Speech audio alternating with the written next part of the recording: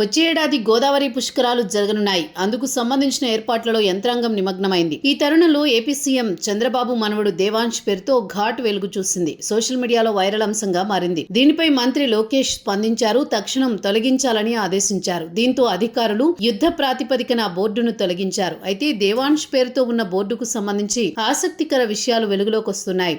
ఈ బోర్డు ఇటీవల ఏర్పాటు చేసింది కాదని 2015 గోదావరి పుష్కరాల సమయంలోనే ఏర్పాటు చేసినట్లు చెబుతున్నారు. గోదావరి తీరంలో వందలాది ఘాట్లు ఏర్పాటు చేస్తున్నారు. ఈసారి ఈ క్రమంలో తూర్పు గోదావరి జిల్లా సీతానగరం మండలం మునికూడలిలో ఒక పుష్కర ఘాట్ ఉంది. ఇది దేవాంశ్ ఘాట్ పేరుతో ఉంది. అయితే ఇది ఇప్పటి బోర్డు కాదు అని, పాత బోర్డు అని చెబుతున్నారు. 2015లో గోదావరి పుష్కరాలు నిర్వహించిన సమయంలో అప్పటి రాజానగరం టీడీపీ ఎమ్మెల్యే పెందుర్తి వెంకటేష్ ఈ ఘాట్కు దేవాంశ్ పేరు పెట్టి ఏర్పాట్లు చేశారు. నారా లోకేష్ బ్రాహ్మణులకు 2015 మార్చి 21న జన్మించాడు దేవాంశ్. గోదావరి పుష్కరాలు 2015 జూలై 14 నుంచి 25 వరకు జరిగాయి. అయితే 2015లోనే ఈ బోర్డు ఉందని, ఇప్పుడు ఏర్పాటు చేసింది కాదు అని అధికారులు తేల్చి చెబుతున్నారు. ఈ పుష్కర ఘాట్కు సుదీర్ఘ చరిత్ర ఉంది. 1979 పుష్కరాల సమయంలో దీనిని ఏర్పాటు చేశారు.